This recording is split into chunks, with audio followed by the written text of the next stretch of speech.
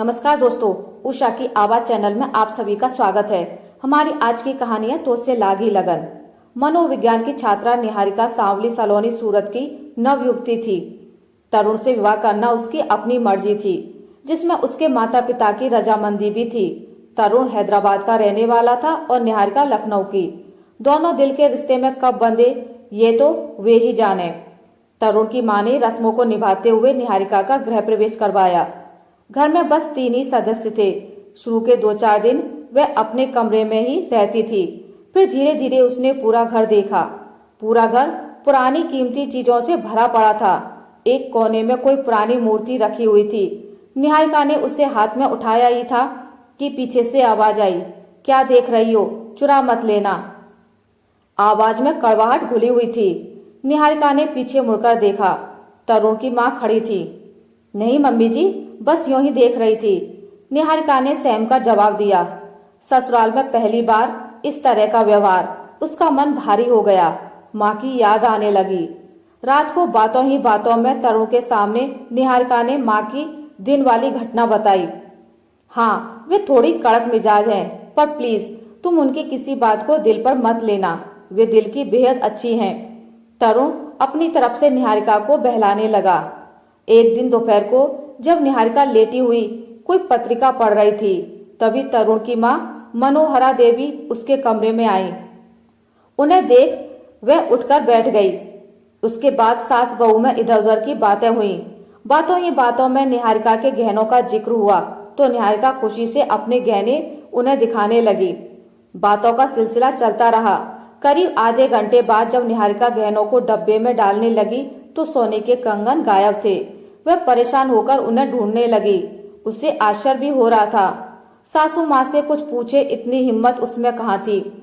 रात को तरुण से बताया तो उसने भी तवज्जो नहीं दी। तुम औरतें केवल जेवर पहनना जानती हो, संभाल कर रखना नहीं। यहीं कहीं रख कर भूल गई होगी, मिल जाएंगे। अभी सो जाओ। दिन भर का थका हुआ तरुण करवट बदलकर सो गया। नई नवेली दुल्हन ज्यादा बोलना भी ठीक नहीं, यह सोचकर निहारिका चुपचाप रह गई। लेकिन वह मनोविज्ञान की छात्रा थी, अनकहे भावों को पढ़ना जानती थी, पर कहे किससे। तरुण के बारे में सोचते ही कंगन बेकार लगने लगे। लेकिन अगले ही दिन घर में सोने की एक और मूर्ति दिखाई दी। मम्मी जी, बहुत सुंदर है यह मूर्ति, कहाँ से खरीद कर लाई आप? निहारिका ने तारीफ करते हुए पूछा। कहीं से भी, तुमसे मतलब? मनोहरा देवी ने तुनक्कर जवाब दिया। निहारिका स्तब्ध रह गई। 15 दिन के अंदर उसकी नाक की नथ कहीं गुम हो गई थी। पानी सिर के ऊपर जा रहा था। तरुण कुछ सुनने को तैयार नहीं था। स्थिति दिन ब दिन बिगड़ती जा रही थी। एक दिन दोपहर के भोजन के बाद सभी अपने अपने कमरे में आराम करने गए। उस वक्त मनोहरा देवी पूरे गहने पहनकर स्वयं को आईने में निहार रही थी।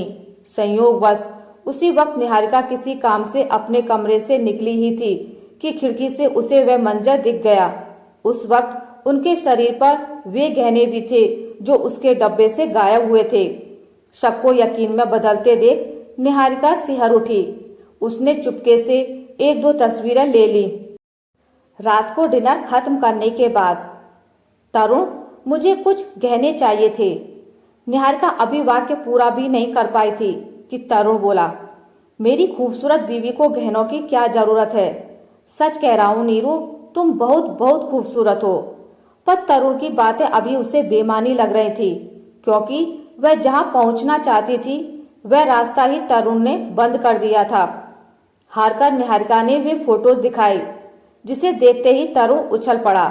उसकी आंखें आश्चर्य से फैल गईं। मम्मी के पास इतने गहने हैं, मुझे तो पता ही नहीं था। तरुण ने आश्चर्य से फैली आंखों को सिकोड़ते हुए कहा, नहीं, ये अच्छी बात नहीं है तरुण। तुमने शायद देखा नहीं, इनमें वे गहने भी हैं जो मेरे डब्बे से गायब हुए थे।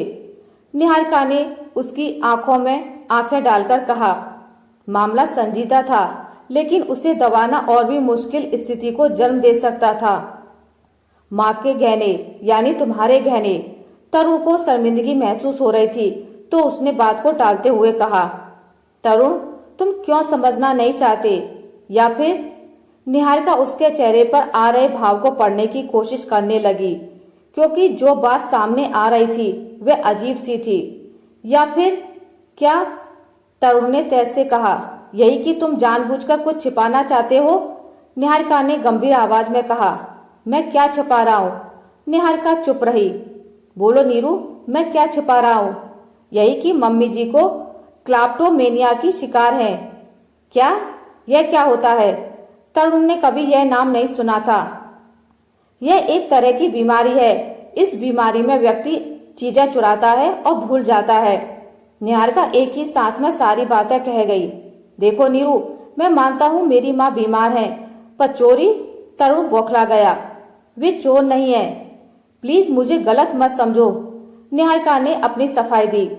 तुम्हें पग फेरे के लिए घर जाना था ना? बताओ कब जाना है? तरुण बहस को आगे और बढ़ाना नहीं चाहता था। निहारिका स्तब्ध रह गई।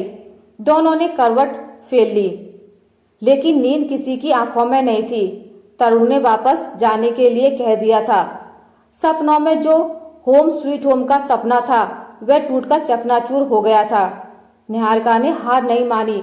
उसने अपने प्रोफेसर साहब से बात की। सर, मुझे आपकी मदद चाहिए। निहारिका का दृढ़ स्वर बता रहा था कि वह अपने काम के प्रति कितनी संकल्पित है। अवश्य मिलेगी, काम तो बताओ। प्रोफेसर की आश्वस्त करने वाली आवाज ने निहारिका को निसंकोच होकर अपनी बात रखने का हौसला दिया। इससे पहले वह अपराध बोध से दबी जा रही थी। सर, मेरी सासू माँ यहाँ वहां से चुराकर वस्तुएं ले आती है और पूछे जाने पर इनकार कर देती हैं। निहारिका के आंसुओं ने अनकही बात भी कह दी थी। घबराओ मत, धीरज से काम लो निहारिका, सब ठीक हो जाएगा। कभी कभी जीवन का एकाकीपन इसकी वजह बन जाती है। आगे तुम खुद समझदार हो। प्रोफेसर साहब ने रिश्ते की नाजुकता को समझते हुए कहा। क्लैप्टोमेनिया लाइलाज बीमारी नहीं, अपनापन और लगाव से इसे दूर किया जा सकता है। प्रोफेसर साहब के आखिरी वाक्य ने निहारिका के मनोबल को बढ़ा दिया था। वह उनके द्वारा दिए गए निर्देशों का पालन करने लगी। इलाज का पहला कदम था गहरी दोस्ती। मम्मी जी, आज से मैं आपके कमरे में आपके साथ रहूंगी। आपके बेटे से मेरी लड़ाई हो गई है। निहारिका ने अपना तकिया मनोहरा देवी के बिस्तर पर रखते हुए कहा। रहने दो, बीच रात में उठकर ना चली गई तो कहना। मनोहरा देवी ने अपना अनुभव बांटते हुए कहा। कुछ भी हो जाए, नहीं जाऊंगी, निहारिका ने आत्मविश्वास से कहा। रात में उन दोनों ने एक दूसरे की पसंद की फिल्में देखी। धीरे धीरे दोनों एक दूसरे के करीब आने लगी। मनोहरा देवी जब भी बाहर जाने के लिए तैयार होती तो निहारिका साथ चलने के लिए तैयार हो जाती या उन्हें अकेले जाने से रोक लेती। कभी मान मनुहार से तो कभी जिद से। ऐसा नहीं था कि तरुण कुछ भी जानता नहीं था। कितनी बार उसे भी शर्मिंदगी उठानी पड़ी थी, पर माँ तो आखिर माँ है ना, सब कुछ सह जाता था। माँ को समझाने की कोशिश भी की, पर बिजनेस की व्यस्तता की वजह से ध्यान बट गया था। निहारिका की कोशिश रंग ला रही थी। यह बात उससे छिपी नहीं थी। अपनी नादानी पर शर्मिंदा भी था। अपने बीच के मनमुटाव को कम करने के लिए निहारिका की पसंद की चॉकलेट फ्लेवर वाली आइसक्रीम लाया था, जिसे अपने हाथों से खिलाकर कान पकड़कर माफी मांगी थी। उठक बैठक भी करने को तैयार था, पर नीरू ने गले लगाकर रोक दिया। नीरू, तुमने जिस तरह से मम्मी को संभाला है उसके लिए तहे दिल से शुक्रगुजार हूँ, तरुण ने नम आंखों से कहा।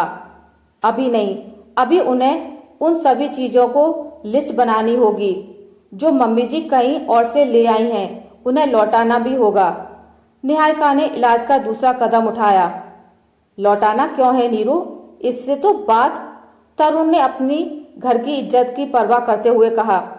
लोगों को समझने दो, क्लैप्टोमेनिया एक बीमारी है। समाज को उन्हें उसी रूप में स्वीकारने दो। वे भी समाज का हिस्सा हैं। कमरे में बंद रखना उपाय नहीं है। निहारिका की एक एक बात उसके आत्मविश्वास का परिचय दे रही थी। निहारिका के रूप का दीवाना तो वह पहले से ही था, पर आज अपनी माँ के प्रति फिक्रमंद देख मन ही मन अपनी पसंद पर गर्व करने लगा था। रात रात भर जागकर दोनों ने उन सभी सामानों की लिस्ट बनाई जो घर की नहीं थी। सबको गिफ्ट की तरह रैपिंग किया। अंदर एक पर्ची पर सॉरी लिखकर वस्तुओं को लोगों के घर तक पहुंचाया। पति पत्नी दोनों ने मिलकर मुश्किल काम को आसान कर लिया था। धीरे धीरे स्थिति सामान्य होने लगी थी। मंगलवार की सुबह मम्मी जी को बाजार जाना था। मम्मी, तुम जल्दी से तैयार हो जाओ, जाते वक्त छोड़ दूंगा। तरुण ने नाश्ता करते हुए कहा। नहीं नहीं, तुम जाओ, मैं नीरू के साथ चली जाऊंगी। तभी निहारिका की मम्मी का फोन आया। बेटा जी, नीरू को मायके आए हुए बहुत दिन हो गए, पग फेरे के लिए भी नहीं आए। हो सके तो इस दशहरे में कुछ दिनों के लिए उसे छोड़ जाते। निहारिका की माँ अपनी बात एक ही सांस में कह गई। माफी चाहूंगा मम्मी जी, लेकिन मेरी मम्मी अब नीरू के बगैर एक पल भी नहीं रहना चाहती। ऐसे में मैं उसे वहां छोड़ना नहीं चाहता। तरुण ने गर्व से कहा। कोई बात नहीं बेटा जी, बेटी अपने घर में खुश रहे, राज करे, इससे ज्यादा और क्या चाहिए। माँ ने रुंधे गले से कहा और फोन रख दिया। तरुण के स्वर ने उसे उस घर में मुख्य भूमिका में ला दिया था। निहारिका का होम स्वीट होम का सपना साकार हो रहा था। आशा करती हूँ आपको मेरी आज की कहानी अच्छी लगी होगी। अगर आपको मेरी कहानी अच्छी लगी है तो इसे लाइक करें, ज़्यादा से ज़्यादा शेयर करें, और अगर आप मेरे चैनल पर नए हैं तो इसे सब्सक्राइब करना ना भूलें। मिलते हैं एक नई कहानी के साथ, तब तक के लिए नमस्कार।